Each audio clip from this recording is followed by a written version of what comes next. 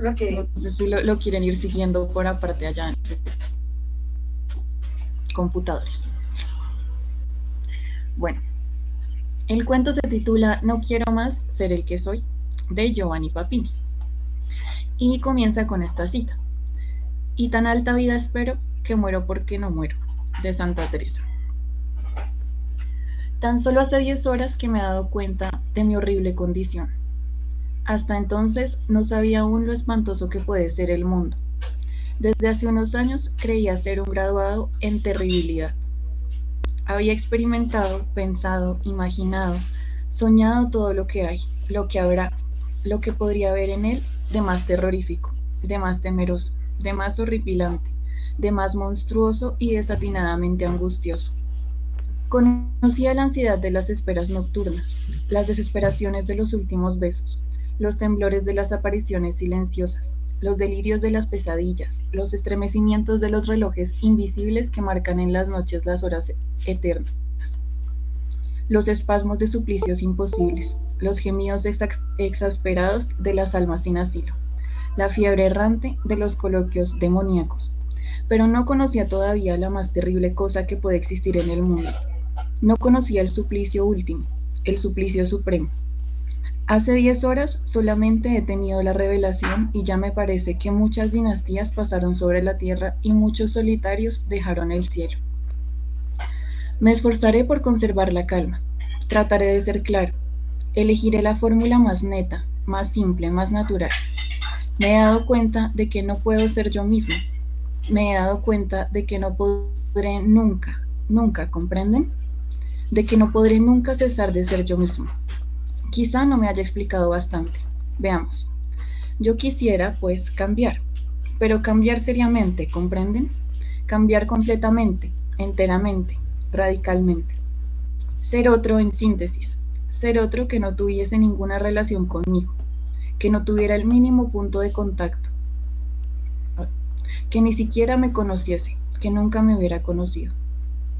Los cambios y renovaciones insustanciales los conozco desde hace tanto. Se trata de plumerazos, de mudanzas, de encaladuras. Se cambia el papel de Francia, pero la habitación es siempre la misma. Se cambia el color del sobre todo, pero el cuerpo que recubre es el mismo. Se cambian de lugar los muebles. Se cuelga con pequeños clavos un nuevo cuadro. Se agrega un estante de libros, un sillón más cómodo, una mesa más ancha. Pero el cuarto es el mismo. Siempre, siempre, inexorablemente, implacablemente el mismo. Tiene el mismo aspecto, la misma fisonomía, el mismo clima espiritual. Se muda la fachada y la casa. Adentro tiene las mismas escaleras y las mismas habitaciones. Se cambia la cubierta, se reemplaza el título, se modifican los adornos del frontispicio, los caracteres del texto, las iniciales de los capítulos, pero el libro cuenta siempre la misma historia, siempre, siempre, inexorable, implacablemente la misma, vieja, fastidiosa, lamentable historia. Estoy cansado ya de esta clase de cambios y renovaciones. ¿Cuántas veces yo mismo he cepillado mi pobre alma? ¿Cuántas veces le he dado un nuevo barniz a mi cerebro? ¿Cuántas he vuelto a poner orden en la confusión de mi corazón? Me hice trajes nuevos, viajé por nuevos países, viví en ciudades nuevas, pero siempre sentí en lo más profundo de mí mismo algo que permanece, que siempre permanece, que soy yo, siempre yo mismo, que cambia de rostro, de voz, de andar, pero que permanece eternamente como un guardián, incansable e inflexible. A su alrededor las cosas desaparecen, pero él no guarda recuerdo de ellas. En torno suyo las cosas aparecen y él no retrocede. Ahora estoy cansado de vivir conmigo mismo, siempre. Hace 24 años que vivo en compañía de mí mismo. Ya basta. Estoy definitivamente hastiado. ¿Solamente hastiado? Mucho más todavía. Digan más bien que estoy disgustado, repugnado, nauseado de este yo con el cual he vivido 24 años seguidos. Creo, finalmente, tener el derecho de dejarlo. Cuando una casa ya no nos gusta, podemos mudarnos. Cuando un instrumento no nos sirve más, lo arrojamos al agua. ¿Y mi cuerpo no es acaso una casa, ya sea una cabaña o un templo? ¿Mi alma no es acaso un instrumento, ya sea una hoz o una lira? Sin embargo, no puedo desalojarme de mi cuerpo ni puedo arrojar en un mar cualquiera mi alma. Cada vez que me aproximo a un espejo, vuelvo a ver mi pálido y delgado rostro, con la boca semiabierta, como sedienta de viento o hambrienta de presas, con los cabellos enmarañados y volubles, como los de un salvaje, con los ojos color castaño crepuscular, en cuyo centro se abren las grandes pupilas negras con madrigueras de serpientes. Y cada vez que paso revista a mi espíritu, encuentro los quejidos, los queridos, pero habituales conocidos, rostros que ríen burlonamente con desesperada ternura, rostros que lloran con algo de vergüenza, rostros misteriosos ocultos por mechones de cabello muy negros, y a lo lejos, ecos de estribillos rocianos y de argucias de Diderot, de sinfonías beethovenianas y de versos de la Pocchiani, de arias Scarlatti y de apotegmas de Berkeley, cadencias de flautas que acompañan la danza de frívolas mujeres blancas, estruendos de órganos bajo grandes mosaicos de oro y violeta, y, y procesiones de patricios con vestiduras moradas a través de grandes salas, vacías y poco iluminadas. Y muchas otras cosas encuentro y vuelvo a hallar en el alma que me fue tan querida, y que nutría con tanta abundancia y adornaba con tanto fasto. Pero es siempre mi alma. Algo de lo que fue había todavía en ella, y nadie podría afirmar que no haya estado allí nunca. ¿Quién me enseñará, pues, entre estos hombres amantes de los hogares y de las flores secas, a liberarme de mi cuerpo y de mi alma? ¿Quién podrá hacer de modo que yo no sea más yo, que me transmuta en otro, que ni siquiera pueda recordar al que soy ahora? ¿Quién puede, hombre o demonio, darme lo que pido con toda la desesperación de mi alma furiosa contra sí misma? Un viejo demonio hace poco me sugirió, brincando un viejo método, matarme, pero no tengo ninguna fe en ese demonio. Lo conozco desde hace poco y tengo motivo para creer que está de acuerdo con sepultureros y grabadores con epitafios, ya que lo he visto muchas veces merodear en torno a los cementerios. Y por otra parte, ¿de qué serviría? No tengo ninguna gana de aniquilarme, de cesar de vivir. Yo quiero ser, pero ser otra cosa. Quiero vivir todavía, pero vivir otra vida. No tengo ninguna simpatía por el suicidio. Nunca quise demasiado a ese pobre diablo de Werther, que se mató por no haber encontrado una segunda muñeca rubia. Y de ningún modo estimo a sus imitadores, que en general son todavía más deprimentes que aquel desgraciado sentimental de provincia alemana. Las pistolas, con sus caños relucientes que se adelantan estúpidamente en el aire, me parecen inútiles como instrumentos de laboratorio. El veneno me aburre, incluso en las novelas inglesas de intriga italiana. Y en cuanto a la horca, la creo apenas digna del más harapiento de mis enemigos. No tengo, pues, ninguna gana de no ser, pero sí una desesperada y prepotente voluntad de ser de otro modo, de ser otro. Y tengo también un desesperado deseo de no ser lo que soy, porque soy de tal manera que quiero lo que no podré tener nunca. Yo quiero no ser yo, porque sé que no podré nunca no ser yo. He aquí que he llegado al absurdo. He aquí que he llegado al momento en el que ninguno puede saber lo que yo digo y lo que quiero. Ninguno sabrá jamás lo que está en mí en estos terribles momentos. Ninguno, justamente ninguno. Ni siquiera el más fino, el más psicólogo, el más estendaliano de mis demonios familiares. Él está aquí, a mi lado. Su cara está más roja, más hinchada que de costumbre, y bajo su gorro de piel de lobo, sus ojos entrecerrados y astutísimos me miran con una calma embarazosa. Ha visto lo que escribo y ha sonreído muchas veces con satisfacción indescriptible. Y ahora, en este momento, me dice con voz sarcásticamente acariciante: acuérdate, amigo, de aquel médico que buscaba la mula mientras la cabalgaba. Esta noche te pareces a él. Anhela ser otro, pero quien tiene un deseo que nadie ha tenido se encuentra ya, frente a los demás hombres, en el mejor camino para no ser lo que es.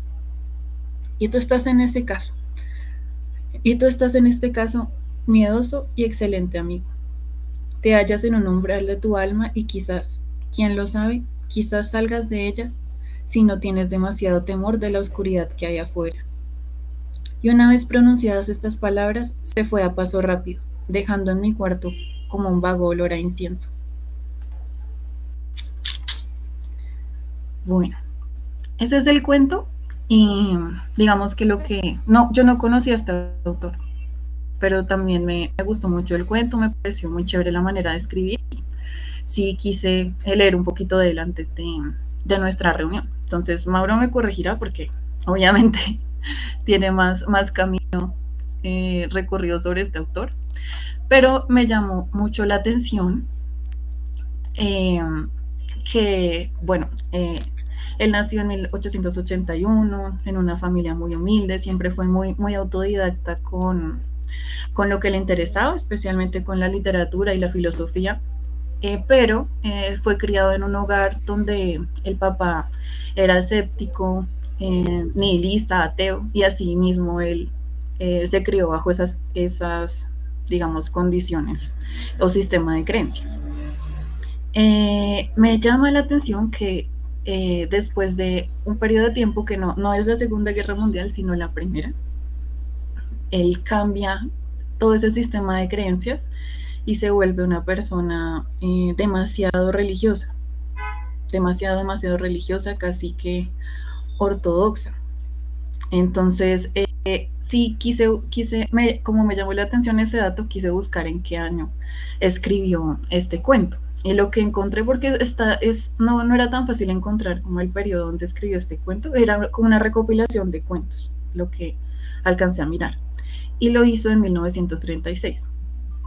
Entonces, después de que, bueno, eso es relevante porque, digamos, ahí le podemos dar como una interpretación diferente a lo que es el demonio y tal vez el olor a incienso que dejó, que también digamos que me cuestiona un poco porque en la cultura popular, simbólica, etcétera, y religiosa, los demonios están asociados más con lo negativo, con malos olores o malas sensaciones. Entonces, sí, ese punto me pareció interesante. Entonces, sí busqué un poco qué significaba como la simbología del incienso, del olor o de quemar incienso.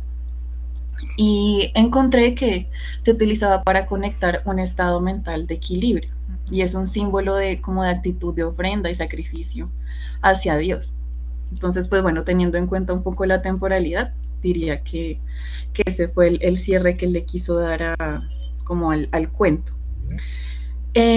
Adicionalmente encontré que Borges hizo un prólogo de esta recopilación de cuentos, especialmente refiriéndose a este.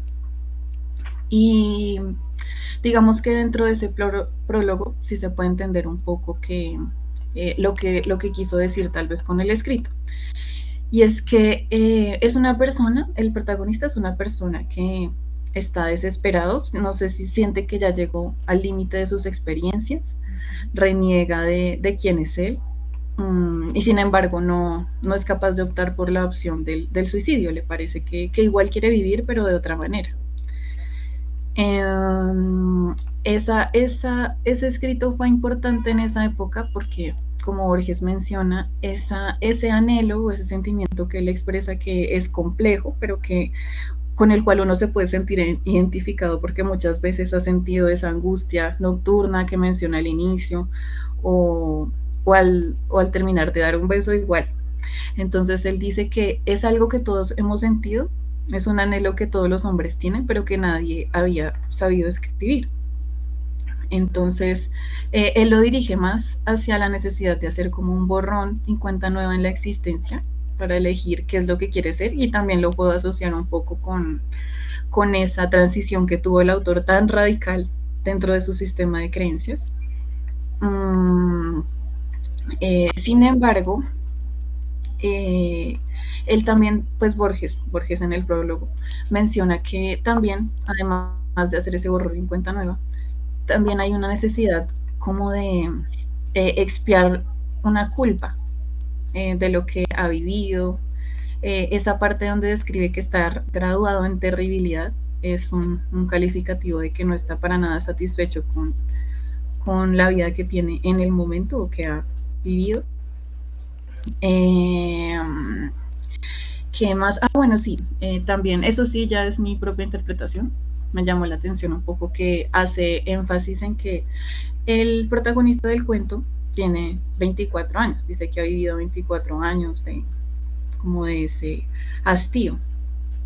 Entonces me llama la atención eso porque no es una persona, digamos, que esté cerca de la muerte en cuanto a temporalidad, pues todavía está en la juventud, pero sí hay una diferencia muy grande en cómo uno ve la vida a partir de esos años a cómo la ve cuando es adolescente o cuando es niño.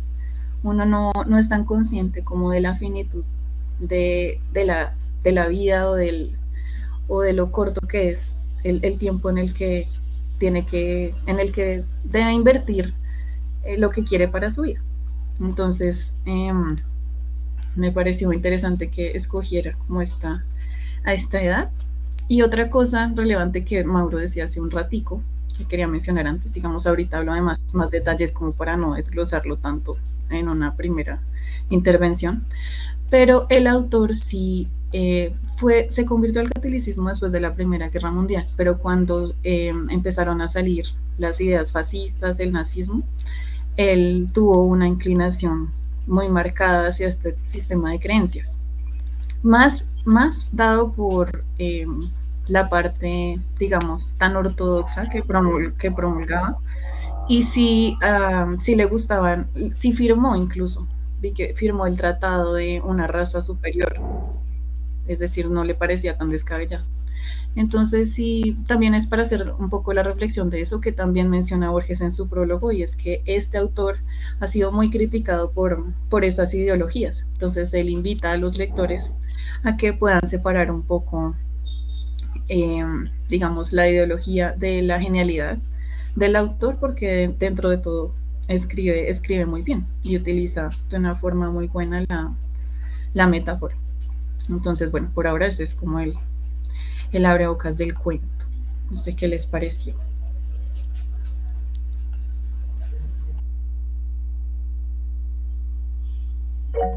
David, el- tienes la palabra.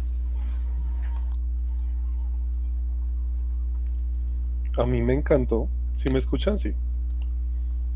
Sí, te Uy, a mí escuchamos. me encantó. No, no lo conocía al autor, no conocía su obra, no conocía su existencia.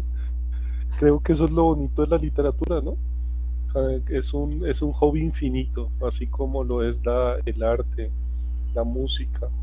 La literatura es un hobby infinito porque cada día puedes estar descubriendo cosas que tienes toda una vida para descubrir cosas y no te va a alcanzar la vida por lo finita que es a alcanzar a ver, a leer, a conocer todas las cosas.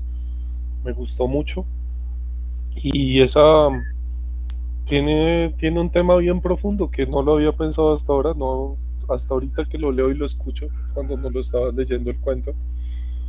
Y creo que hay sentimientos que atraviesan el tiempo, el espacio, lo han sentido todas las generaciones. Yo creo que desde los fenicios, los egipcios, los romanos, hay unos sentimientos que nunca cambian. Cambia el mundo, la tecnología, pero yo creo que en toda etapa, y es un sentimiento universal como el miedo, como la felicidad, como el amor, esa insatisfacción con lo que uno es.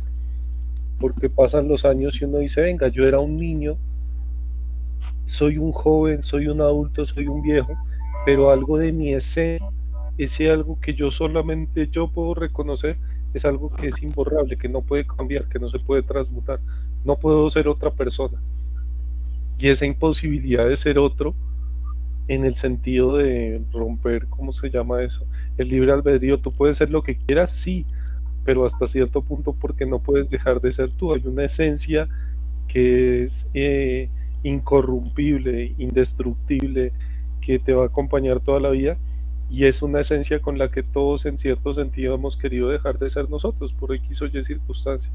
Me parece que ese cuento enmarca un sentimiento universal y atemporal.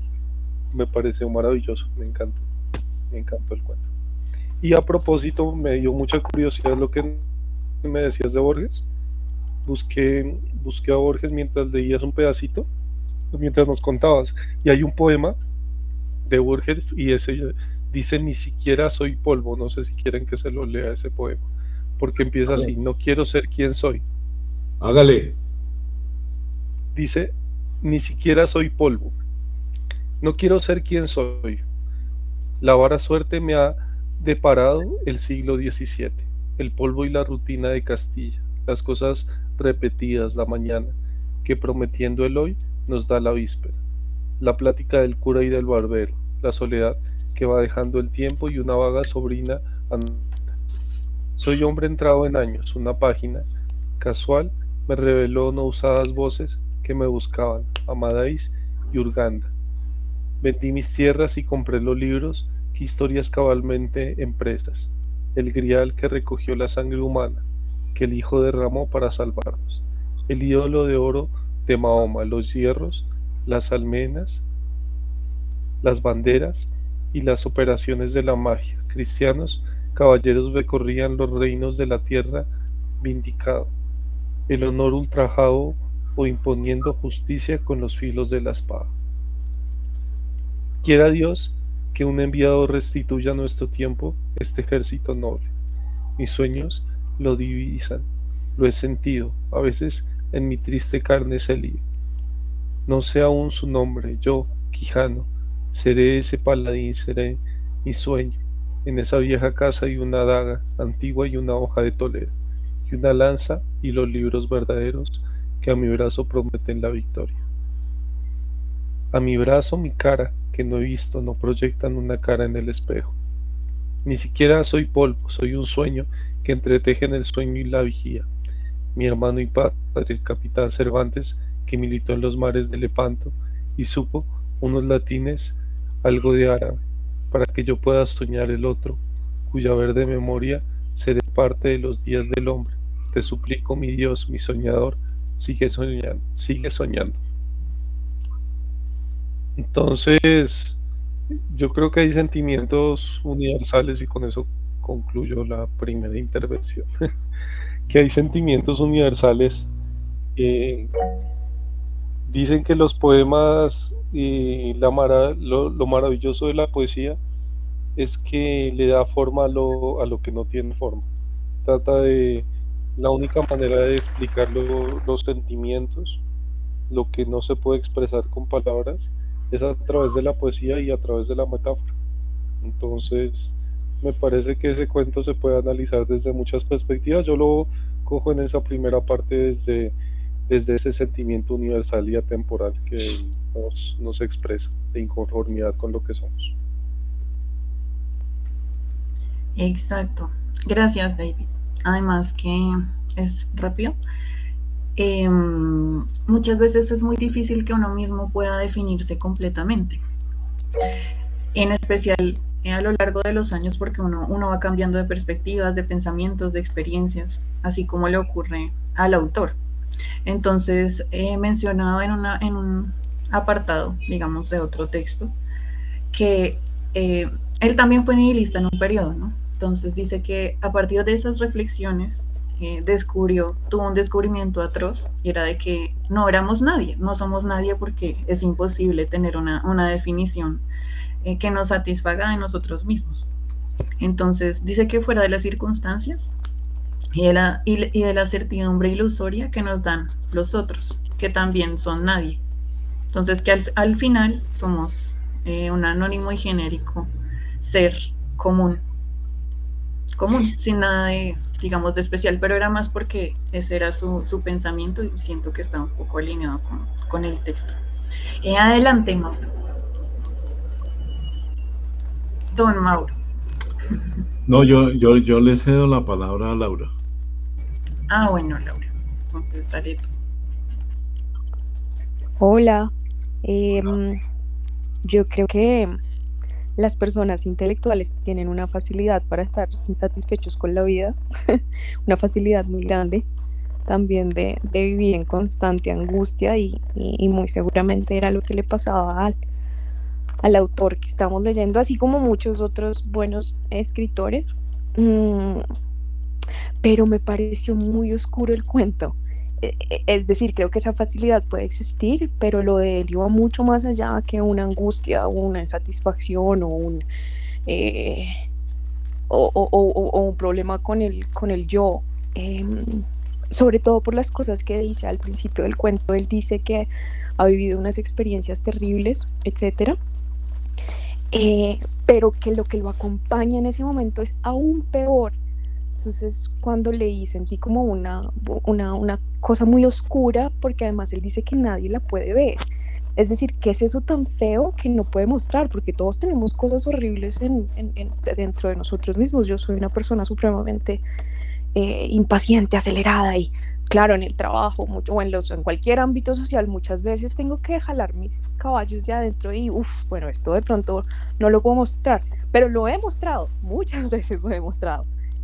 Y no es algo que represente un miedo pavoroso, pero este hombre tiene un miedo terrible a mostrar quién es. Y él mismo lo está analizando y me pregunto, ¿qué es eso? ¿Es un asesino en serie? ¿Es un pedófilo? ¿Qué es eso tan malo que él no siente que lo pueda mostrar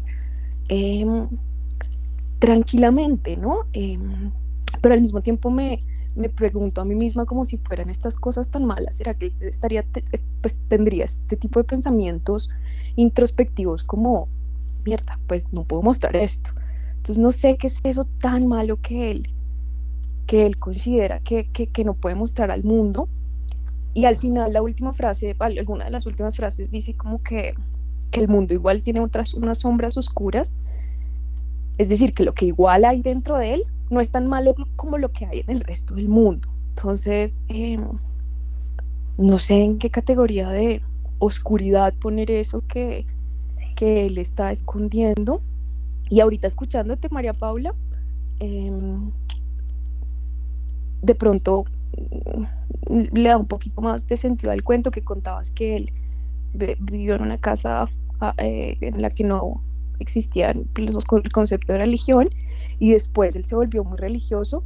Yo creo, y esto es una creencia porque no tengo ninguna estadística para comprobarlo, pero creo que cuando un ser humano busca la religión, cualquiera que sea, cualquiera, católica, budista, el espagueti volador, cualquiera, está buscando respuestas de su propio comportamiento, de su propia existencia, un sentido más allá de lo que de pronto se puede palpar. Entonces sí creo que hay algo dentro de él que quería compartir de una forma muy superficial, pero que es algo verdaderamente pesado, algo demasiado oscuro.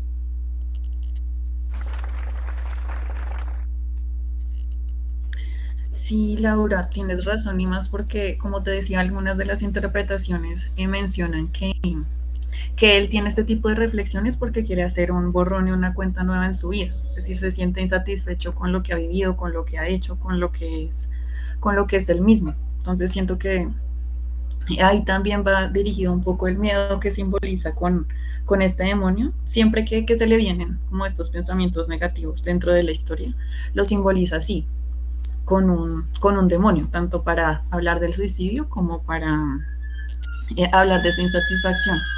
Pero hay una parte interesante que le dice el mismo demonio al final, donde le dice que el hecho de que se esté haciendo ese cuestionamiento ya lo empieza a cambiar, o sea, ya empieza a ser una persona diferente por pensar en esa, como en esa duda o en esa insatisfacción de quién es él.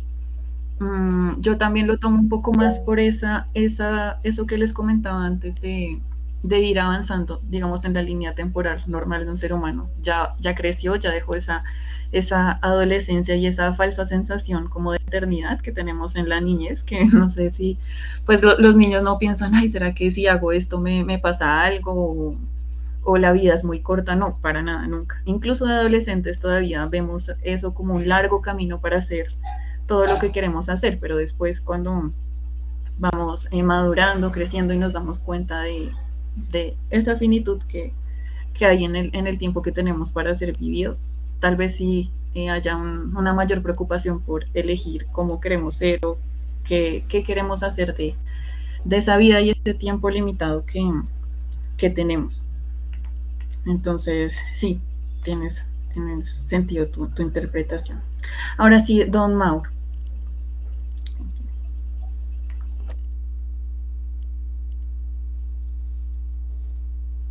Ay, Sí, don Mauro, no abrió el micrófono. Ya, listo, ya. Sí, gracias. Yo estoy de acuerdo con todo lo que han dicho, pero quisiera agregar algo y es el momento histórico que él vivió. Y como decía María Paula, el momento fuerte de su pensamiento, o más bien no tanto el momento fuerte, sino el momento en el que su pensamiento se da a conocer es por allá, empezando la segunda década del siglo pasado, eh, eh, que es en Europa un momento en el que hay un revuelto de ideologías, la cosa más bárbara, se está saliendo con aquellos planteamientos de Darwin, se está tomando el naturalismo que rompe toda el vínculo casi que obligatorio del pensamiento a las creencias religiosas. Entonces eso parece ser que culturalmente fue toda una hecatombe en el mundo intelectual europeo. Al mismo tiempo estamos hablando de un momento en el que el nacionalismo en estos países era un sentimiento que embargaba todas las cabezas pensantes. No olvidemos, acaba de darse la revolución bolchevique, luego el comunismo está en plena luna de miel. Eh, el tema de, repito, el tema del naturalismo que se impone como línea de pensamiento en el sentido de que se rompe toda la creencia obligatoria frente a los dogmas de fe.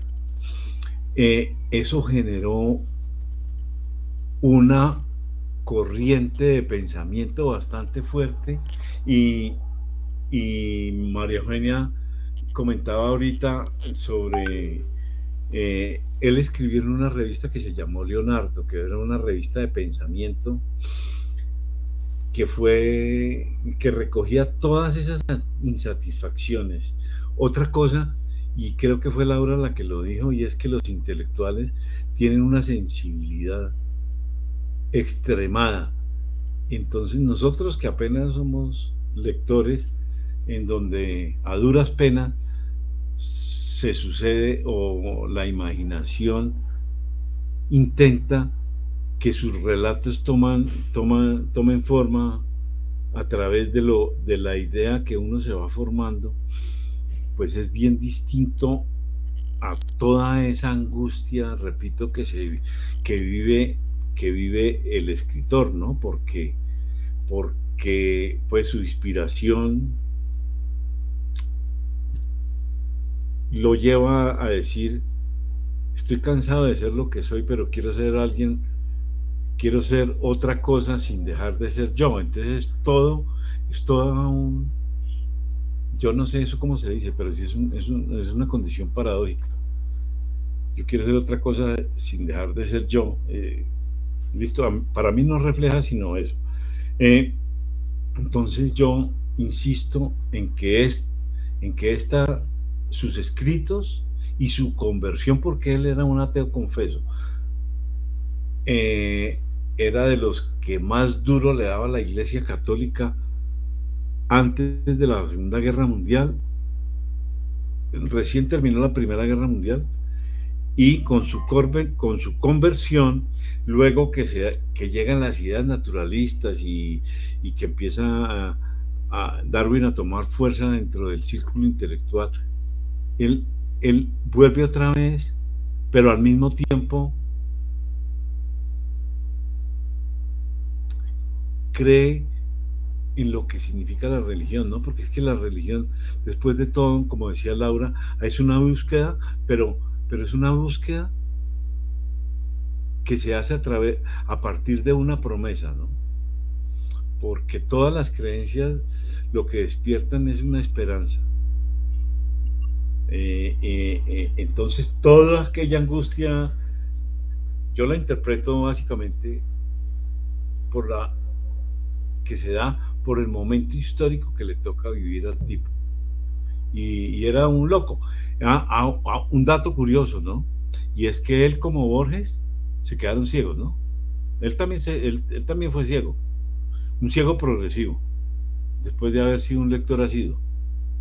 Y para terminar, de él les recomiendo, repito, GOG, que son una serie de entrevistas en las que GOG, en las que se palpa toda esa angustia y ese rechazo al cambio de pensamiento que le va dando a la vida la modernidad. También el libro negro, el diablo, no es, y las biografías, él tiene unas biografías muy interesantes. Con eso termino por ahora. Gracias. Ay, gracias, Mauro, por las recomendaciones y el dato curioso. Continúa David y sigue María Eugenia. No, yo le cedo a María Eugenia, que no ha participado. Ah, bueno, entonces María Eugenia, sigues. Bueno, entonces puedo hablar yo. Voy a ver si soy capaz de organizarme mentalmente. Bueno, en primer lugar, hablar ya con ustedes, que son increíbles. Ustedes están leyendo, tienen una voracidad pues, con la lectura y están leyendo tanto y aprendiendo tanto y sabiendo tanto que me da cada vez más temor decir cosas frente a ustedes, pero voy a ir diciendo más o menos lo que se me va ocurriendo y que es una cosa que no es de este momento, sino es una cosa que ya la tengo muy arraigada últimamente y vale para los comentarios que voy a hacer ahora. Bueno, primero que todo menciono lo de la vida de Miguel Ángel que leí cuando estaba yo en la universidad, hace 1000 años.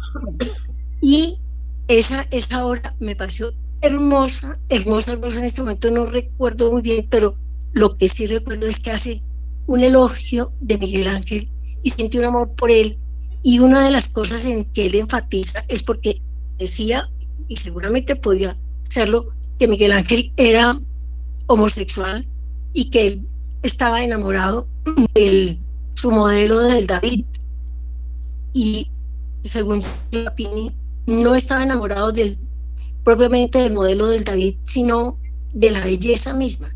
Él era un enamorado de la belleza y el David era absolutamente hermoso, el modelo mismo, entonces él estaba enamorado de la belleza, lo dice así. Bueno, eso ya es mucho tiempo y no sé ampliar más, pero te los recomiendo porque es muy lindo. El que le interese saber, sobre todo saber algo de Miguel Ángel y ese amor con que Giovanni Papini lo va definiendo y caracterizando, es una belleza.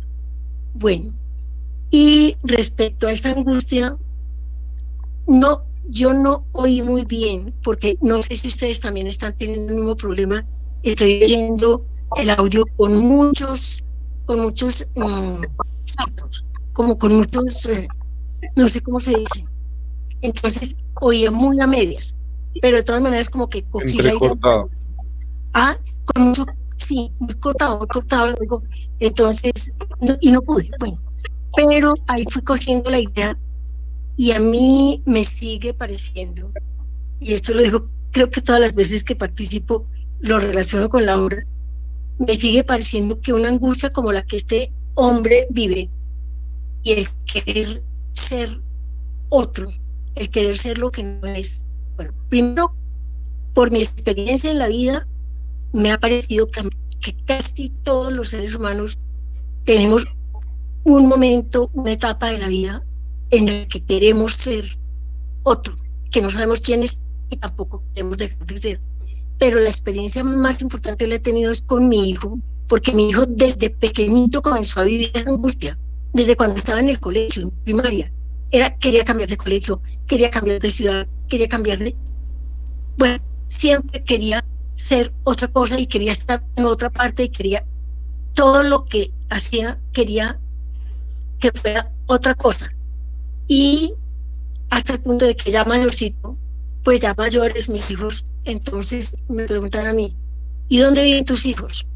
Yo decía, bueno, mi hija vive en Alemania y mi hijo vive en las nubes, porque yo siempre lo veía tan desubicado, tan insatisfecho con el lugar y el espacio que estaba ocupando en este momento, que entonces yo decía, no, él nos define, él vive en las nubes. Bueno, ahora que ya tiene hijo, pues, y todo eso, creo que debe haber cambiado, pero no sé por qué es que tenemos relación un poquito lejana.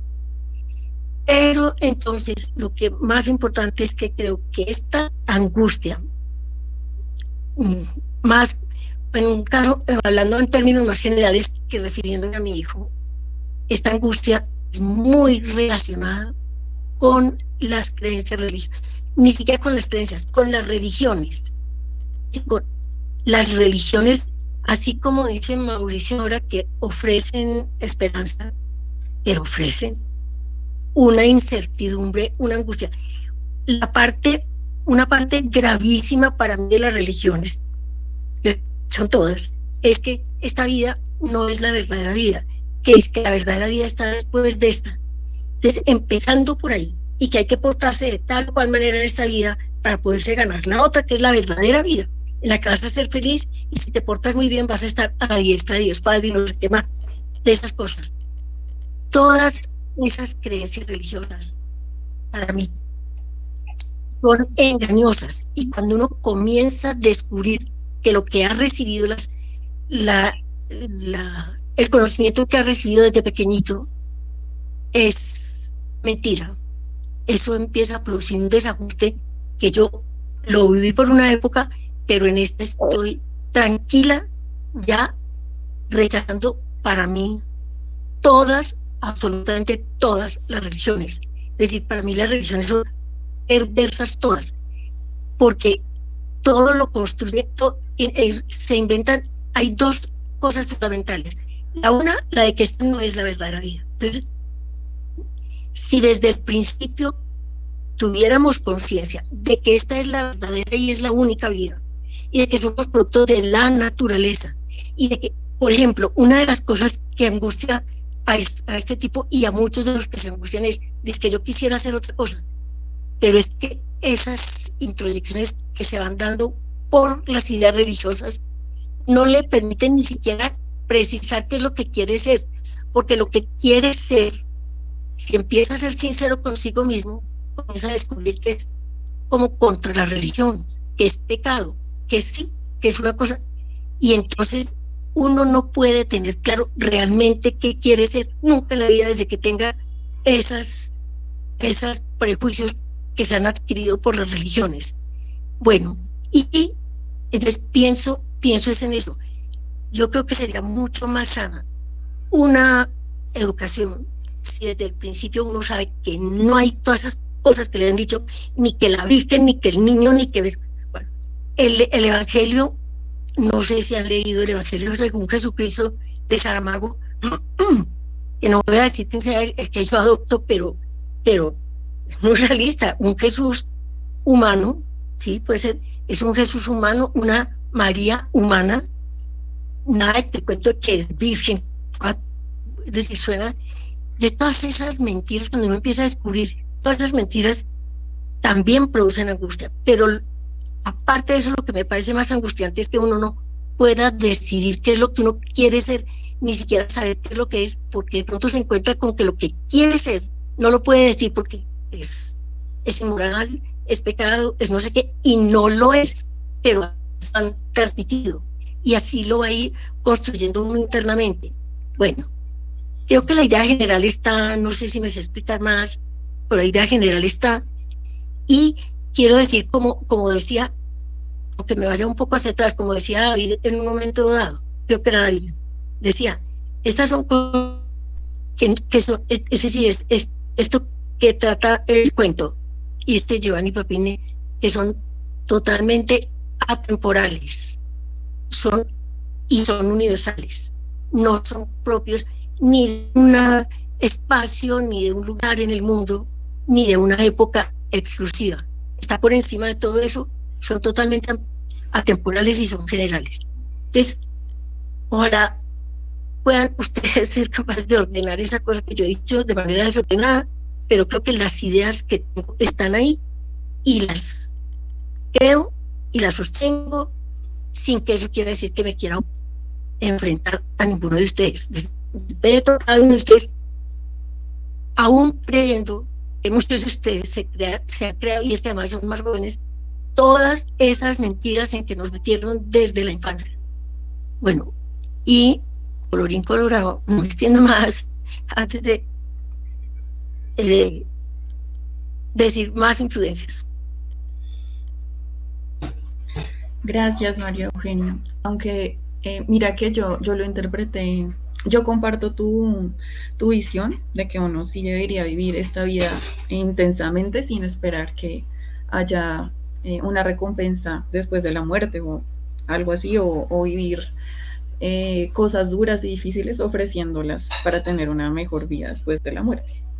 Pero mira que este autor, paradójicamente, creció más, desde su infancia creció más hacia este tipo de, digamos, sí, de sistema de creencias, donde el papá, la mamá, la familia, él mismo estuvo muy influenciado por filósofos de la sospecha como Nietzsche, donde él prácticamente una de las teorías de Nietzsche es esa, la del eterno retorno, que significa eso que tú nos acabas de resumir, sobre no depender siempre de esa ilusión o esa esperanza después de la muerte. Lo que yo siento que pasa con este autor y que lo veo reflejado un poco en el cuento es que tiene como ese exceso de pensamiento, autorreflexión e introspección que asusta porque no está satisfecho con la persona quien es, no siente que tenga la posibilidad de cambiar, porque como él menciona, puedo decorarlo todo, pero voy a seguir siendo yo, y no quiere seguir siendo él, quiere ser otra persona. Y entonces esos cuestionamientos hacen que sea aterrador también un poco vivir, como precisamente se evidencia como esa falta de esperanza, al ver que no puedes hacer nada, así quieras cambiar, así quieras ser otra persona, es inevitable que sigas siendo tú. Y eso está dado, como lo mencionaba, por la sociedad y por lo que uno considera de sí mismo. Incluso, ya hablando de este tema en particular, hay una canción del Cuarteto de Nos que se llama Ya no sé qué hacer conmigo, y es como ese conflicto que se presenta con ese constante cambio que tenemos a lo largo de la vida, y que es muy marcado en este autor precisamente porque se va de un sistema de creencias a otro, y yo siento que lo que le genera alivio a esos cuestionamientos es pensar en que sí va a haber esa esperanza después de la muerte, de que sí hay un paraíso, de que sí hay un Dios que lo va a rescatar de sí mismo incluso. Por eso es que al final me llamaba la atención esa parte en la que el demonio le hace esa observación de que él sí está cambiando solo por el hecho de haberse hecho el cuestionamiento, y que deja un olor a incienso. Siento que esa parte del olor a incienso es esa esperanza que él toma de la religión, y por eso se vuelve tan, digamos, tan estricto con el catolicismo, después de haberse criado en un escenario escéptico y ateo. Entonces, sí, con respecto a lo que tú dices, digamos que lo interpreto de esa manera. Perfecto, cada cual, pero puede que María Paula, cuando ya llegue a mis años, de pronto descubra ciertas cosas en las que en este momento cree que no, que dice, ¿y yo por qué creía en esto si esto no es? Yo he oído decir, pero esto también lo dije una vez, pero qué importa, lo repito porque no me he puesto a investigar, que, digamos, en el Japón, ¿no? Por ejemplo, desde pequeñito lo educan a uno con conciencia plena de lo que es la vida, de que es la vida única, de la muerte.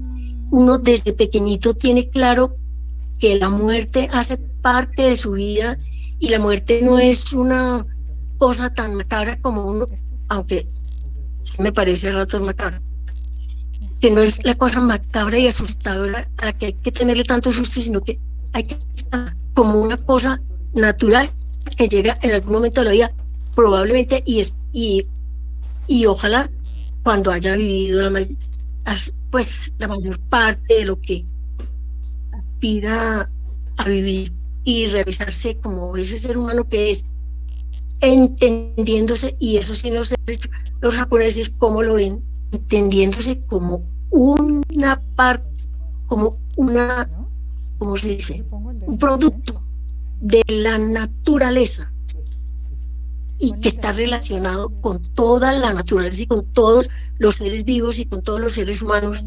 Y yo estoy segura de que uno, aunque no se dé cuenta, sí entra en angustia con unas limitaciones para realizarse como quisiera realizarse, sobre todo muchos seres, porque esa es su misión, hay mucha. En las mujeres es más evidente, es decir, esa cosa de que las mujeres en la gran mayoría de las culturas somos sumisas, obedientes, no sé qué. En algunas de las religiones lo que es un crimen por parte de las mujeres es algo de elogiar por parte de los hombres, ¿no? Entonces, estas monstruosidades, esas cosas, las fui descartando. En este momento no me da ningún reato de conciencia, es decir, no creo en nada de eso, ni en ninguna religión. No, bueno, y no sigo con eso porque sería una discusión horrible que no es digamos, la apropiada para esto. O sea, ¿acaso alguna de las personas algún día me quiere plantear, o por lo menos alimentarme más esas inquietudes que tengo, porque yo ahora no tengo mucho acceso, pues, digamos, al pensamiento, aunque leo lo que puedo, pero no me meto en lecturas, no estoy en lecturas así digamos, de lanzadas. Bueno, pero ya no más. Termino para que otros puedan comentar. Me parece muy interesante la obra y me parece que es muy universal y muy atemporal. No, sí, María Eugenia, tienes razón y sí me parece muy chévere tu reflexión. Yo creo que sí este sí es el espacio para hablar como de esos cuestionamientos, ¿no? Y lo que yo te decía, ya que lo planteas, en mi caso personal también estoy de acuerdo contigo. O sea, siento que las religiones en general son muy limitantes y generan efectos más negativos en la sociedad que positivos. Sin embargo, no, mi comentario anterior iba más relacionado con la vida que tuvo el autor y como decía Mauro, con el contexto histórico que le tocó vivir. Fue tan duro y tan desesperante, tal vez, que eso fue lo que lo acercó a tener esas creencias tan arraigadas en el catolicismo, tanto que incluso estaba de acuerdo en un periodo con el régimen fascista, que era tan discriminatorio y tan duro en Europa en esa época. Pero bueno, sí, esa era la intervención. Ay, no, a mí se me perdió quién alzó la mano primero. Mi comandante Nati. Sigue mi comandante Nati. Nati, dale. No, David es el último. David habla mucho. Está bien. Entonces, David, si te parece bien, Nati, Laura y tú, ¿sí? Sí, yo al final. Bueno, listo. Nati, dale. Hola, ¿me escuchan? Nati, más fuerte, por favor. Más fuerte. ¿Ahí me escuchan? Escucharla sí, vamos a ver si logramos oírte claro, porque toda esto estaba entrecortado.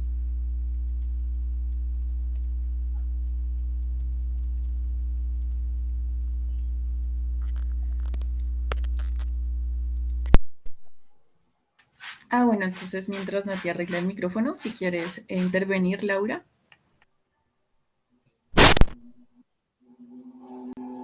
No, yo solo quería decir algo muy pequeño de la discusión que se estaba dando ahorita, que creo que las afirmaciones de pronto son muy absolutas, de ninguna religión, de todas las religiones. Creo que de pronto las opiniones podrían aplicar más a lo que hemos vivido en Occidente, pero no necesariamente a lo que se conoce como religión en Oriente. Y aún así lo que estoy diciendo de las religiones occidentales puede ser bastante matizado, pero sí creo que en mi concepto no aplica en absoluto para las religiones de Oriente, lo que estábamos comentando.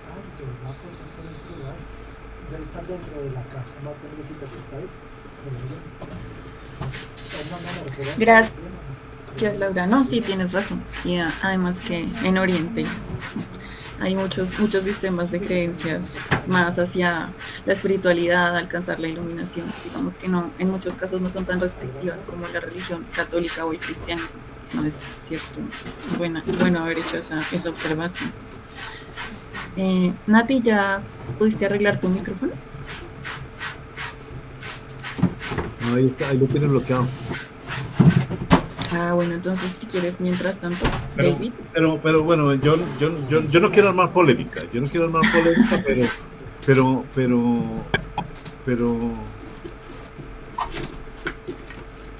no en vano las religiones monoteístas que prevalecen en el mundo hoy son un sistema de creencia que lleva más de 2000 años, las cuales infortunadamente han sido atacadas por más que por el fondo ideológico, por la actuación de los miembros practicantes de cada fe. ¿Qué quiero decir con esto? Que fallan los hombres, no las instituciones. Y cuando hablan del sistema restrictivo,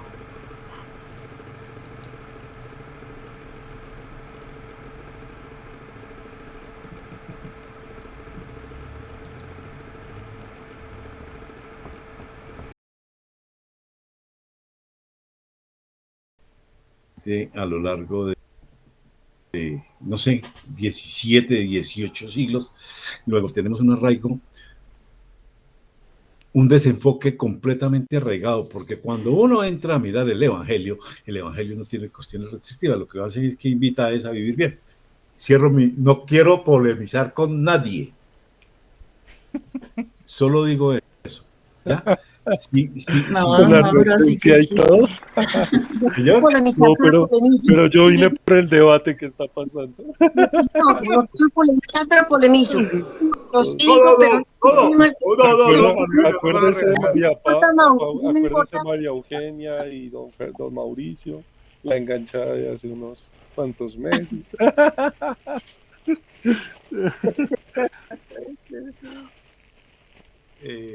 No quiero polemizar. Aló. Sí. No, perdóname. Siga, Jorge, tranquilo. No quiero polemizar con nadie, Mauricio, pero acabas de colocar leña en el fuego. No, desde luego no, pues es que esa es la vida es un intercambio de ideas, una conversación. El asunto es que ha habido, ¿cómo se dice? El interés. A ver, no podemos negar que la educación de Occidente estuvo manejada por la Iglesia fue un elemento de presión política y como tal, lo único que hizo en los 15 primeros años fue generarle culpa a la humanidad, pero después de todo, un sistema de creencias que mantiene incolume a lo largo de 20 siglos, yo creo que es que debe mirar con más detenimiento, ¿no? A eso me refiero. Piensen cualquiera, pueden pensar lo que quieran, no, desde luego. Solo yo digo eso. Mauro, Yo puedo levantar la mano y digo solo dos cositas, no más. Sí, dos tranquilo. cositas. La primera, absolutamente todas las religiones. Yo soy abogado, por tanto, mi perfil implica toda la juridicidad de las cosas. Y desde ese tema, desde ese punto de vista, el abogado funciona dentro de lo que es la justicia y lo que es el derecho. No voy a entrar a polemizar, como dijo el doctor Mauricio. Entonces, lo único que yo, Mauro, lo único que yo sé y que yo estoy de acuerdo con todas las intervenciones de las honorables damas es que efectivamente no creo en ninguna religión. Lo que yo sí creo es en los principios. Y los principios son los que llevan las religiones. Eso no podemos decir que las mismas religiones llevan los principios. El punto es que efectivamente a través de los principios sean usados para otras cosas. Pero realmente para mí, como ser humano que soy, el punto es, uno debe ser honesto, debe ser, debe tener una serie de cualidades intrínsecas, entre esas el respeto por el otro ser humano, etcétera. Hay varios otros principios que uno los debe tener. Punto. Independiente de si es católico, si no lo es, si es ateo, etcétera. Pero los principios deben estar ahí. Eso es todo. Cierro ahí. Gracias.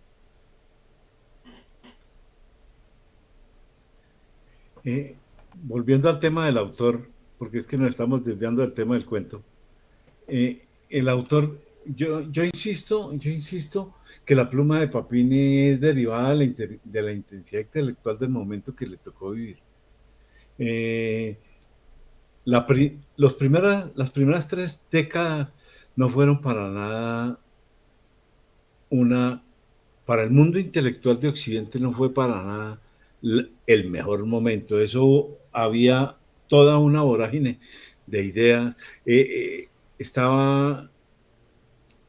Fíjense que estaba, como decía ahorita, la luna de miel de la revolución bolchevique, pero al mismo tiempo, con la luna de miel de la revolución bolchevique estaba en boga la filosofía del anarquismo, la renuncia o el rechazo al naciente capitalismo, el tema de las estructuraciones geopolíticas, la estructuración de la geopolítica de la Europa dividida después de las guerras napoleónicas. Es que después de las guerras napoleónicas pusieron a vivir un poco de gente, de tribus que se odiaban mutuamente y las metían a todas entre la misma frontera. Todo eso era un caldo, ¿cómo es que se dice? Sí, fue se me fueron las palabras, pero eso fue un caldo de cultivo para todas estas expresiones metafísicas, porque esto no es la pluma del tipo no es sino pura metafísica, es puro existencialismo. Sí. Por ahí escuchaba a My Commander. Le cedo la palabra, Nati. Hola, ¿ahora sí me escuchan bien? Perfectamente. Bueno, primero que todo, buenas noches. Muchísimas gracias por el espacio. María Paula, qué gusto escuchar tu voz en esta oportunidad con este cuento, evocando un poco, creo que todo lo inicial y muy aparte de lo que han comentado y han dicho en las intervenciones de los demás compañeros. A mí no me pareció un cuento muy oscuro. Me fascinó el cuento por 2 cosas muy sencillas. Primero, lo corto, lo simple, lo fácil de digerir, pero ante todo el manejo de esa personificación de esos demonios, la forma en cómo los relata. Eso me pareció algo muy bonito. Entonces, pues no, simplemente quería aportar eso que me parece que son para mí detalles muy importantes al momento de escoger algo para leer. Entonces, pues no, darte las gracias, María Paula.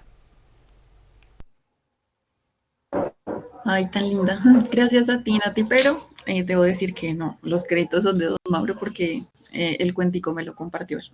Bueno, intercediste, entonces eso también aporta mucho. Ay, bueno, Yo pero sí recomiendo la lectura de Papini. sí, me pareció muy Sí. bueno solo con un cuentico. Engancha bastante.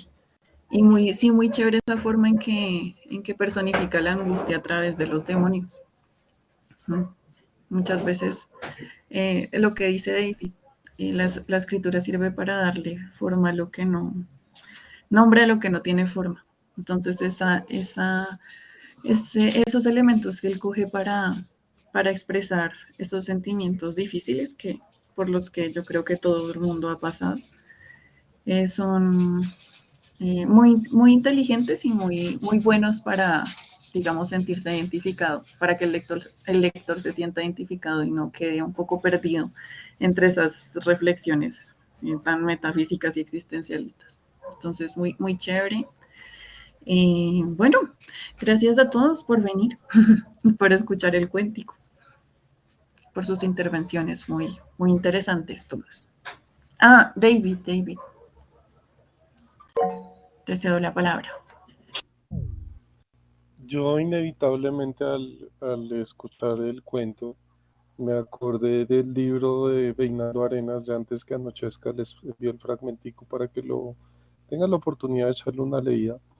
Vale la pena mucho y me hizo pensar que toda persona que piensa en un momento de suicidio, él lo menciona explícitamente en un pedazo en el cuento, pero cuando hay esa discusión de acá de ponerle fin a la muerte, yo creo que de las mejores reflexiones que le he visto ha sido la de Reinaldo Arenas, se las voy a leer, se las voy a compartir porque me parece muy adecuada. Es este pedacito, él tenía, él, estuvo viviendo en el exilio mucho tiempo en Estados Unidos, salió de Cuba, bueno, es un libro bien chévere, bien interesante la vida de Reinaldo Arenas. También los invito a acercarse a investigarlo y a conocerlo. Y este pedacito me parece clave y se conecta mucho con el cuento, dice, en realidad no voy a decir que quisiera morir, pero considero que cuando no hay Sí, otra opción que el sufrimiento y el dolor sin esperanza, la muerte es 1000 veces mejor. Por otra parte, hace unos meses había entrado en un urinario público y no se había producido esa sensación de expectación y complicidad que siempre se había producido. Me había hecho caso y lo que allí estaba habían seguido con sus juegos eróticos. Yo ya no existía, no era joven. Allí mismo pensé que lo mejor era la muerte. Siempre he considerado un acto miserable mendigar la vida como un favor. O se vive como uno desea, o es mejor no seguir viviendo. Y me parece que se conecta de una forma brutal con el cuento, porque hay una insatisfacción en la vida que se tiene, que es lo que dice Reinaldo Arenas también en ese punto. Dice, venga, o vivo como deseo o mejor no sigo viviendo. O sea, si no voy a vivir como yo quiero, no vale la pena. Ahora, ¿qué es lo que se quiere? Pues ahí nos damos claramente cuenta que es lo que quiere es dejar de ser él. Es una insatisfacción absoluta y creo que todos en cierto sentido hemos querido dejar de ser nosotros por completo. Entonces, el ir viviendo es ir acumulando eh, dolores, ir acumulando pérdidas a medida que se pasan los años en los 40, 50, 60, ya toda la gente con la que uno creció se empieza a morir. Entonces, por ese principio de entropía que todo tiende a acabarse, a destruirse, a, a degenerarse, la vida misma se empieza a acabar y la vida muere, envejece y le da la oportunidad a la nueva vida. Entonces me parece que es un cuento maravilloso, yo quedé muy, muy satisfecho con esa lectura y como una reflexión de que en toda época en la historia de la humanidad nunca hemos estado satisfechos por completo, que es un ideal inalcanzable estar satisfecho completamente.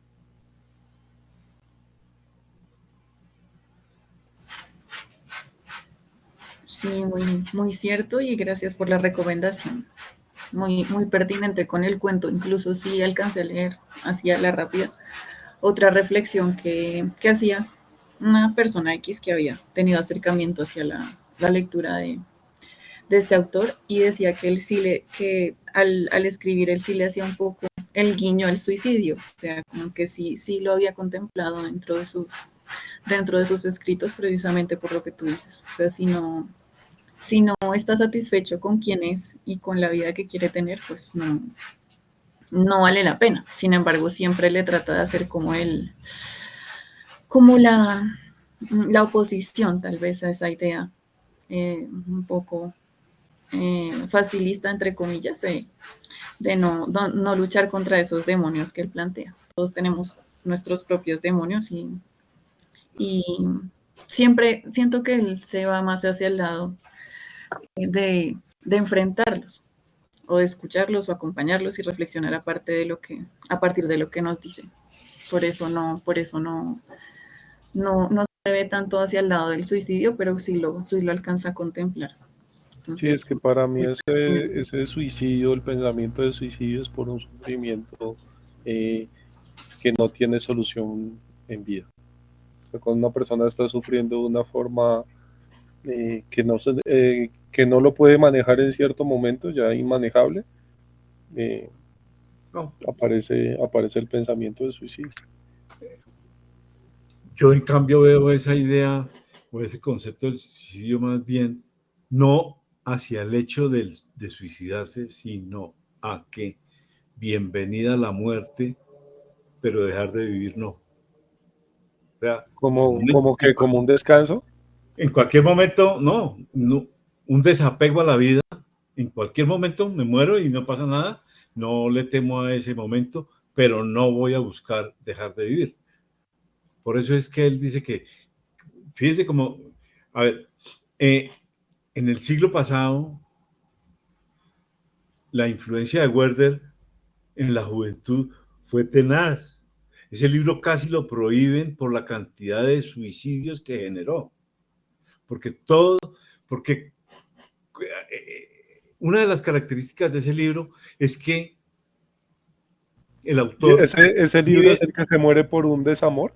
No, sí, pero una de las características de ese libro es que el autor vive a través del personaje y lo hace con tanta fuerza que lleva a los lectores a incurrir en la acción del suicidio. ¿Ya? Y esa es una de las características propias de algunos autores, y es que su vivencia la descargan a través del personaje de su obra. ¿Ya? El desamor, ese libro autobiográfico, el desamor lo tuvo este señor Goethe, completamente. Entonces, el desespero por esa tusa tan berraca lo plasmó a través del libro, y el libro, como les digo, generó cualquier cantidad de suicidios en Europa. Entonces, lo que él rechaza, él habla peyorativamente del campesino, del campeche alemán que no fue capaz de conseguirse otra rubia, ¿ya? Entonces, yo lo que creo es que esas palabras frente al suicidio, él me dice, no, bienvenida a la muerte, pero buscarla no. Y estoy de acuerdo con eso, que es lo que decía María Eugenia ahorita, ¿no? A nosotros nos han enseñado que la muerte es algo negro. No, la muerte es una etapa de la vida. Sí, lo que pasa es que el desconocimiento que se tiene de ella es lo que genera o propicia el espacio para especular sobre ella, que es distinto. Entonces, algunos hablan del túnel y que los que regresan, pero eso está como con la leyenda del rey Arturo. Es algo tan difícil de comprobar que todo el mundo puede decir lo que quiera y en cualquier momento se puede tomar como verás. Sí, exacto. Sí, yo siento que es más por Yo estuve 3 meses en coma. Acá por el COVID hace 2 años.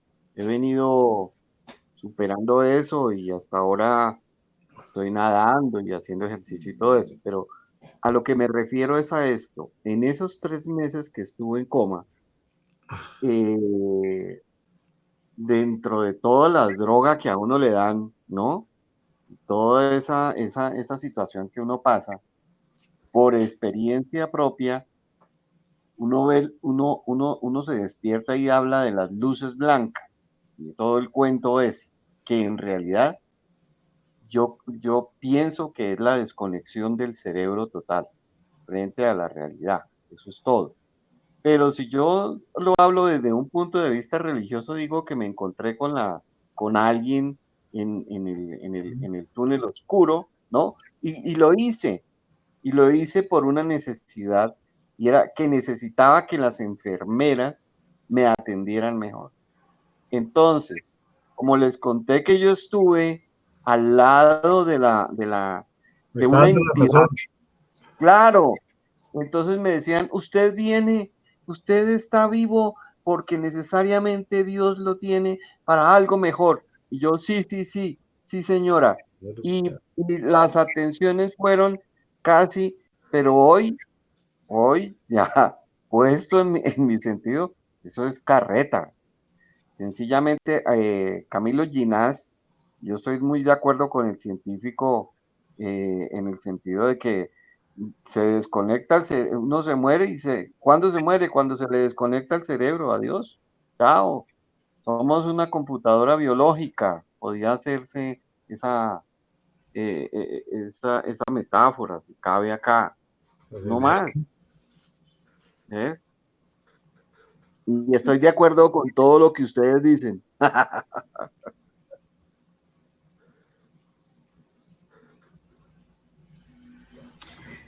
Sí, el Papini fue, perdón, fue, y eso que sus libros, sus escritos fuertes no son los cuentos, sus escritos fuertes hay 4 libros que a mí me marcaron, son Gog,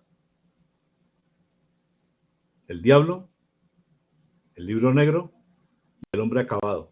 Cualquiera de las 4 los recomiendo, o los 4. Es, uf, es una pluma muy similar a la de este austríaco que se suicidó, Stefan Zweig, ¿es que se llamaba?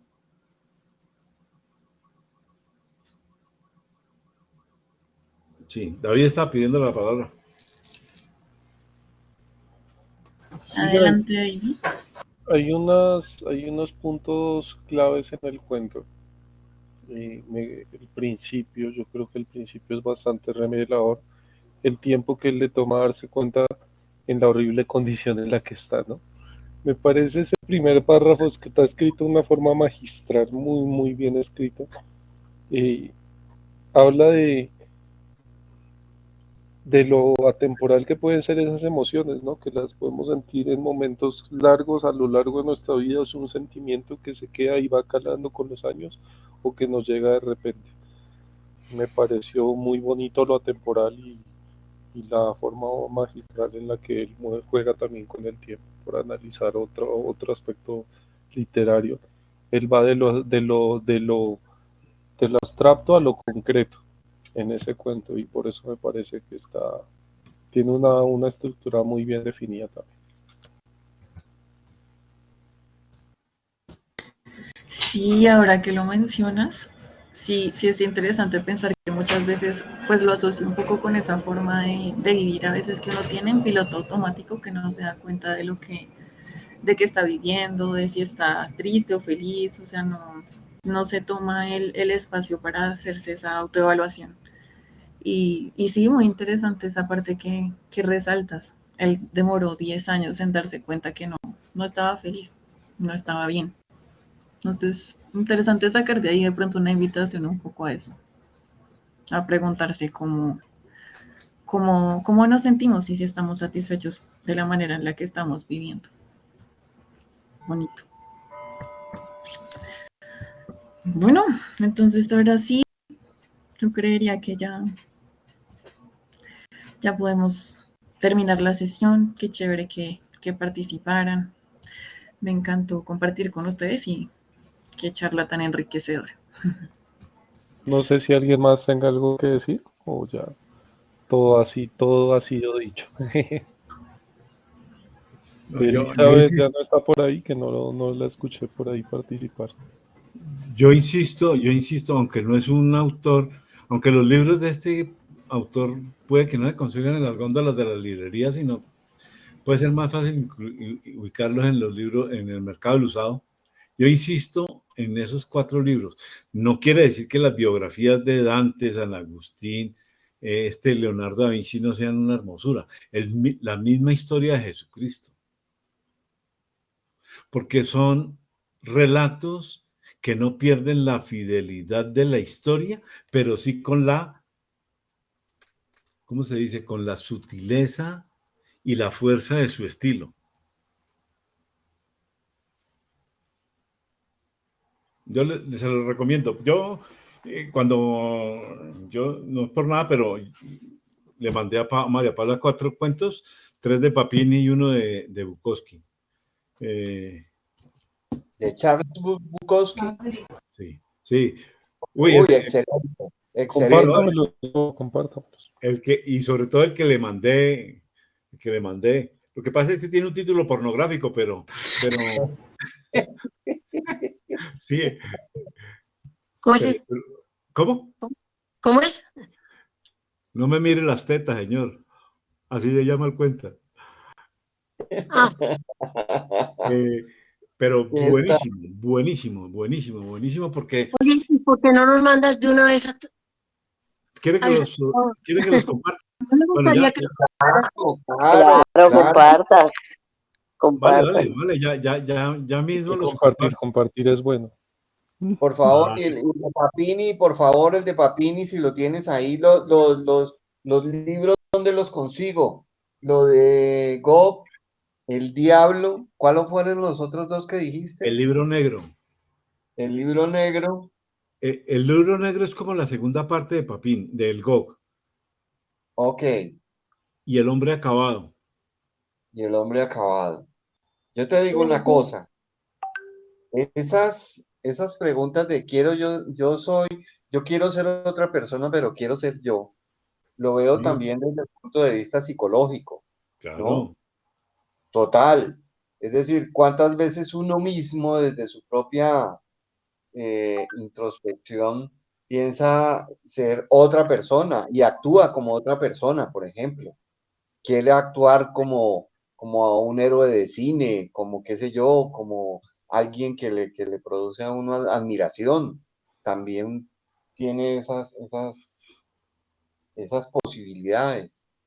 Pero en cuanto a lo último de la muerte, que se habla de la muerte, la verdad, hoy en día, después de que yo estuve tan cerca, no es que le tenga uno miedo, ni tampoco vivo diciendo que es que quiero morirme ya, quiero vivir, pero no quiero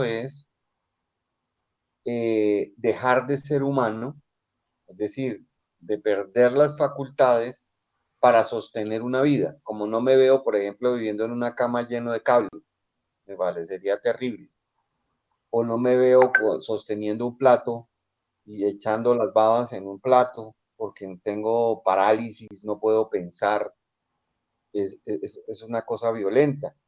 Entonces, llegar a uno de esos extremos es donde dice, ¿vale la pena seguir viviendo o sigo viviendo como estoy? Es decir, en esa circunstancia nueva. Es una cosa difícil. Lo que decía Reinaldo Arenas en el fragmentico que le leí, me parece, es eso. Dice, ¿cómo es que es? Em, sí, o se vive como uno desea o es mejor no seguir viviendo. Eh, y estoy de acuerdo con De él. acuerdo. Pero mira, al ciento, cuando uno habla de dependencia y nunca la ha sentido, es simplemente hablar de dependencia. Pero cuando la ha vivido, es otra historia y otro sentimiento que le surge a uno. Y esa dependencia tan terrible como vivir, digamos, cuando yo salí de la clínica, se me olvidó leer, se me olvidó, no tenía memoria reciente, no caminaba, con pañal, mejor dicho, una dependencia absoluta, casi que me perdí hasta en la casa. Entonces, deja uno de ser humano. Es un ser ahí, pues, y pensar que uno quisiera, o por lo menos para mí, vivir de esa manera, olvídese, prefiero tomar la otra senda. Y eso lo digo por mí, no es porque consejos a nadie.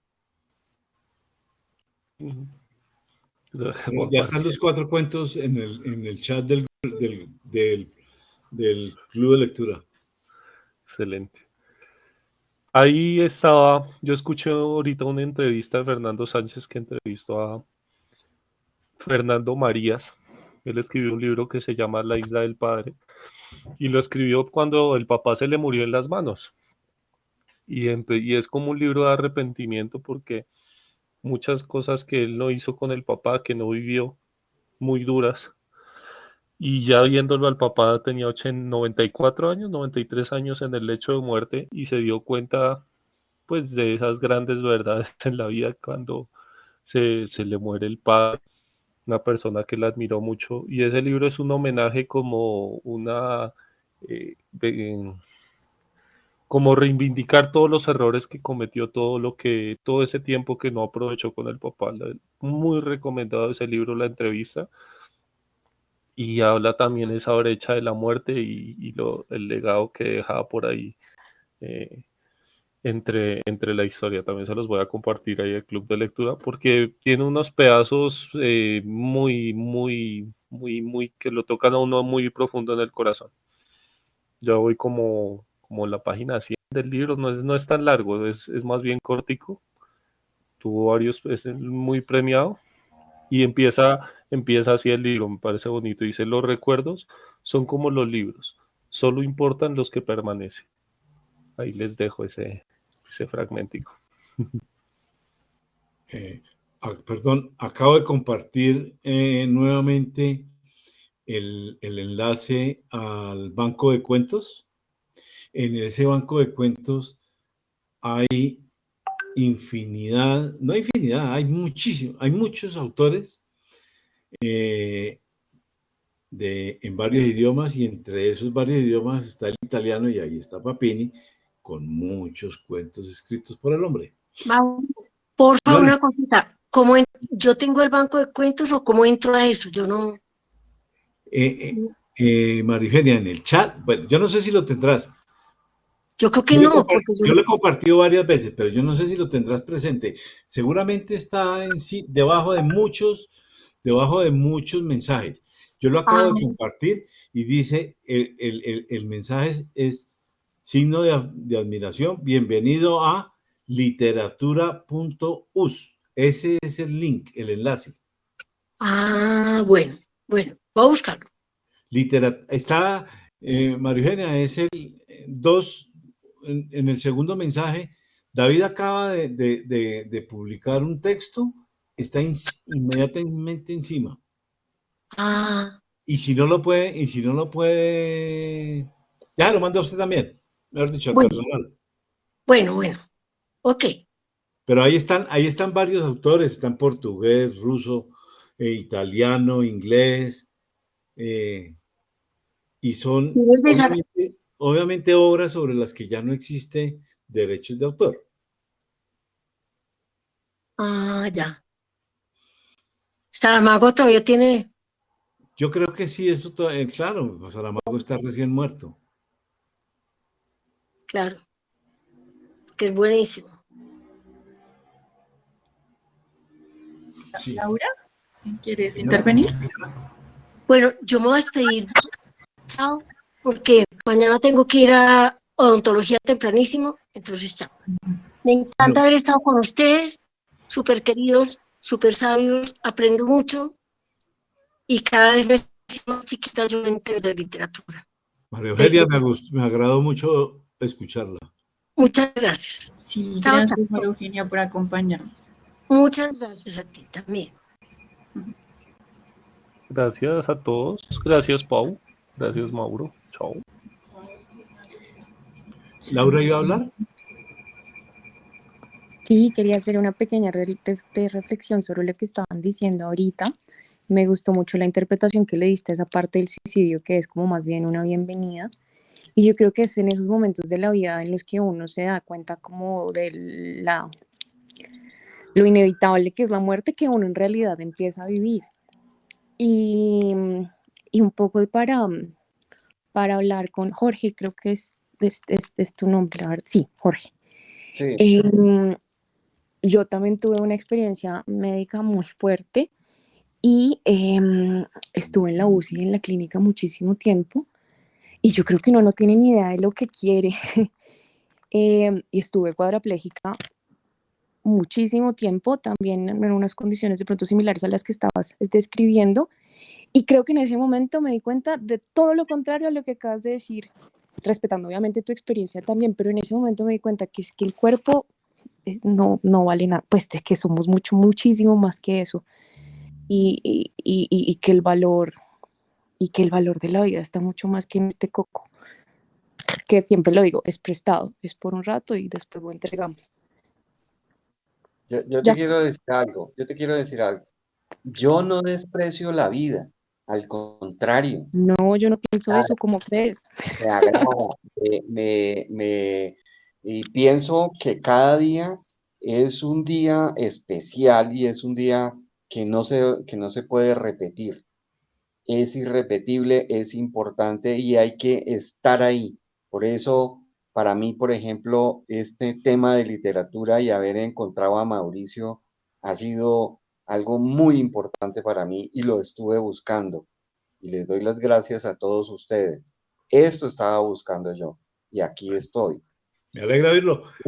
Es eso, pero lo que yo quiero decirte también es que siendo la vida tan importante, no espero vivirla en una situación de dependencia donde para mí sea imposible inclusive pensar, inclusive desplazarme. Es decir, para mí dejar de ser humano, eso sería, que es estar tirado en una cama, No dejar de ser humano, perder autonomía más bien. perder autonomía. Bueno, Y sí, eso. sí, sí, sí, tienes toda la razón.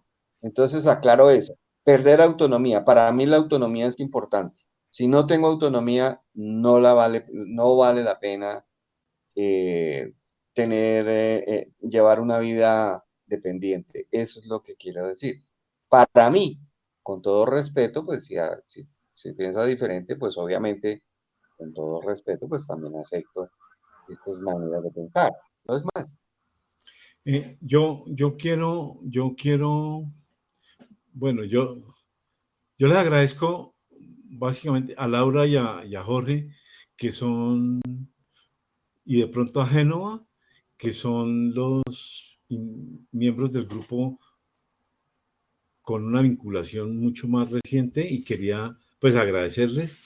Espero que se sigan conectando, y quería comunicarles que nosotros somos una comunidad que tenemos varios grupos. Jorge está enterado, de pronto Laura no alcancé a decirle, y hay un grupo de cine que tiene actividad el sábado. Entonces, quería invitarlos. No sé si Laura está interesada, le paso la dirección de la sala de cine, eh, y, y si me autoriza le digo a Nati, a Nat, a la profe Nat, no a Nat, no a la comandante Nati, sino a la administradora del grupo de cine, que la ingrese al grupo. No sé si Laura está de acuerdo. Sí, claro, gracias, Mauro, las invitaciones que haces siempre. Bueno, listo. Entonces, hay otra cosa para los dos. Hay otro grupo de lectura. Sí, Este de clásicos. es de clásicos, exactamente. Y estamos Gracias, Mauro, por gracias, Mauro, por con la montaña mágica versión 2, que es Guerra y Paz. bueno, gracias, Mauro, por incluirme en tu comentario. Yo tengo bastante rato en este grupo. Bueno, me presento. Mi nombre es Génova Durán, soy venezolana, vivo en Valencia. Y yo tengo una hermana en Bogotá, Corina Durán, a la cual visité antes que iniciara la pandemia y duré 2 meses en Bogotá. Y en ese interín estuve, bueno, ubiqué el grupo de lectura y bueno, desde ese entonces estoy aquí. Estando en Bogotá, nunca tuve la oportunidad de asistir a ninguna de las reuniones, pero no me he desvinculado porque aunque yo poco participo, poco estoy, poco me hago sentir con ideas, voz, palabras, me gusta la lectura, entonces las leo los escucho cuando puedo estar a la hora, porque nunca estoy a la hora. Y Sí, sí, bueno, yo por ahí lo he visto esporádicamente. sí, Listo. pero no he dejado de estar. De hecho, sigo los dos grupos, el de clásico y el que yo conozco, que creo que lo creó Lilibet. Y Ella Dalí, fue el enlace de ese, ajá, ella misma. y Dalí. Ella fue el enlace del segundo. Listo, listo. Entonces, como les dije ahorita, Jorge ya está en el grupo de cine, ¿cierto? Listo. Entonces, Laura, yo le paso ahorita su contacto a la profe y, y mañana ella socializa el tema de la dirección de la sala Exacto. de cine, de la sala de cine. Las actividades nuestras son todos los sábados por la tarde, son los sábados por la tarde, no todos los sábados, no. Siempre que hay actividades es el sábado por la tarde, Ok, actividad presencial. Entonces, perfecto. y si, Laura, si por alguna razón la profe o no alcanzan a hacerle la inclusión, yo le mando a su contacto la dirección de la sala de cine. Listo, Mauro, de una. Vale. Invite a su amiga Yolanda. Yo le digo, así que no se calla. Yo le digo. Pensé que iba a estar, como usted dijo la vez pasada, que había quedado muy contenta, yo pensé que iba a estar presente. Sí, sí, sí, está viajando en este momento, pero yo seguro a la próxima está. Ah, bueno, bueno, listo. Gracias a todos, como siempre. Bueno, no, con mucho gusto. Muchas gracias, Mauricio. Muchas gracias.